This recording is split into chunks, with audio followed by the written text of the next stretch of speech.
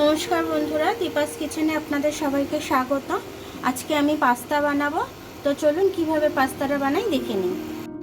এখানে আমি জল ফুটতে দিয়েছি। জলের মধ্যে আমি একটু নুন দিয়ে দিলাম আর একটু তেল দিয়ে দিলাম। এবার আমি ভালো করে এটা জলটা মিশিয়ে নিলাম। পাস্তাটা আমি একটু ফুটতে দেব।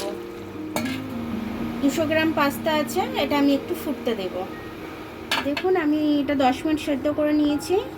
10 মিনিটের মধ্যে এটা আমার খুব সুন্দরভাবে সেদ্ধ হয়েছে। আমি আপনাদের এটা কেটে দেখাচ্ছি। এটা যখন সাদা হয়ে যাবে তখনই জানবেন যে এটা সেদ্ধ হয়ে গেছে। দেখুন ইজিলিভাবে আমার কেটে গেল। দেখুন খুব সুন্দরভাবে সেদ্ধ হয়ে গেছে আমার। আর যেহেতু আমি তেল দিয়ে দিয়েছি সেহেতু আমার এটা জড়াবেও না। দেখুন পাস্তার জন্য আমি এখানে গাজর কেটে নিয়েছি, ক্যাপসিকাম কেটে নিয়েছি, পেঁয়াজ কেটে নিয়েছি একদম ছোট ছোট করে একদম। আর এখানে টমেটো কেটে নিয়েছি, একদম চপ করে নিয়েছি ছোট ছোট করে একদম। তো এগুলো আমার লাগবে। আমার গাজরটা দিয়ে দিলাম, ক্যাপসিকাম আর গাজরটা আমি দিয়ে দিলাম। এবার এটাকে আমি ভাজবো একটু। অল্প করে একটু নুন দিয়ে দিলাম। এবার আমি এটা একটু চাপা দিয়ে দেবো।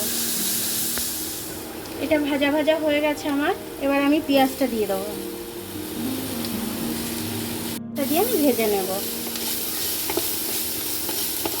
পেঁয়াজটা আমার আধ ভাজা হয়ে গেছে। এবার আমি টমেটোটা দিয়ে দেবো।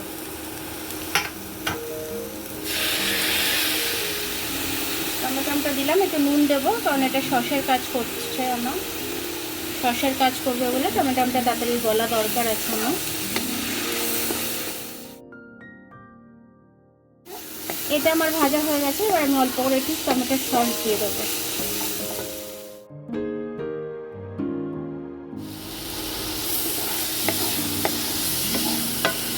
এবার এটাকে আমি ভালো করে মিশিয়ে নেব।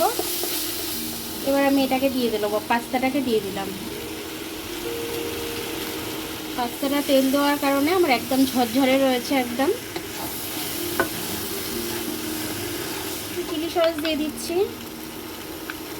যেহেতু আমি একদমই লঙ্কার ব্যবহার করিনি সেহেতু আমি একটু চিলি সস দিয়ে দিচ্ছি।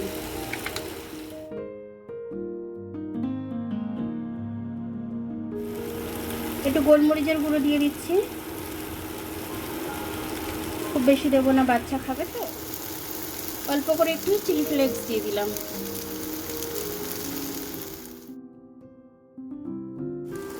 এবার আমি অল্প করে মেয়োনিজ দিয়ে দিচ্ছি। বাচ্চারা তো এগুলো না হলে ভালোই লাগে না বাচ্চাদের খেতে।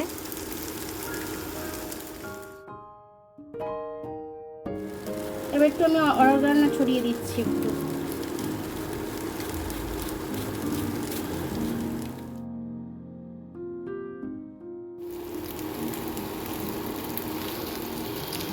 অল্প একটু চিনি দিয়ে দিলাম।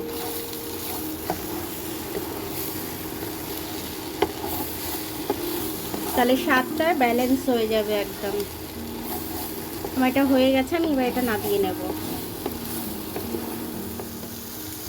আপনাদের ঘরে চিজ থাকলে চিজটা দিতে পারেন। আমার আছে কিন্তু আমি দেবো না চিজটা। মেয়োনিজটা দিয়েছি ওই কারণে আমি আর দিলাম না। দেখুন আমার পাস্তাটা খুব সুন্দরভাবে হয়ে গেল। এইভাবে করে দিলে বাচ্চারা খুব সুন্দরভাবে খাবে, মজা করে খাবে। এইভাবে টিফিনে দিয়ে দিলে ওরা তো টিফিন বক্স ফাঁকা করে আসবে। এইভাবে হালকাভাবে করে দিলে খুব খুশি হবে বাচ্চারা। আর আপনারাও অনেক খুশি হবেন কারণ এটার মধ্যে অনেক সবজি আছে, ভিটামিন, যেগুলো বাচ্চারা একদমই খেতে চায় না। এগুলোর সাথে করে দিলে পরে, পাস্তার সাথে করে দিলে ওরা ইজিলিভাবে খেয়ে নেবে, টিফিন বক্স ফাঁকা করে আসবে আর আপনারা খুব খুশি হয়ে যাবেন। তো আমার ভিডিওটা দেখার জন্য অনেক অনেক ধন্যবাদ। আমার ভিডিওটা যদি আপনাদের পছন্দ হয় তাহলে লাইক, সাবস্ক্রাইব, বেল আইকনটা একটু টিপে দেবেন। আর যদি ফেসবুক থেকে দেখেন তাহলে লাইক আর ফলোটা একটু করে দেবেন। আবার কাল দেখা হবে নতুন রেসিপির সাথে। ততক্ষণ আপনারা ভালো থাকবেন, আমি আসছি।